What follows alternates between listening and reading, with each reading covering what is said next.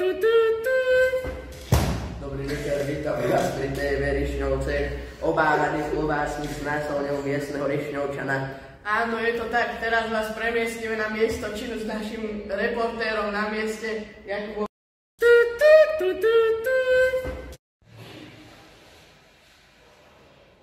Obávaný klobásnik zase zaútočil. Je to naozaj hrozné. Teraz sa poďte so mnou pozrieť na výpoveď znásilneného chlapca. Bolo to naozaj hrozné. Ja som sa tak posral, že mňa tá sračka vyšla jak z raketových motorov. Budem sa musieť posnažiť o to, aby bol v Rišňovciach justice a spravodlivosť. A teraz výpoveď matky. Ja som sa naozaj bála. Chudák môj synáčik, ja neviem, čo mám robiť. Aký hrozný človek by toto mohol spraviť.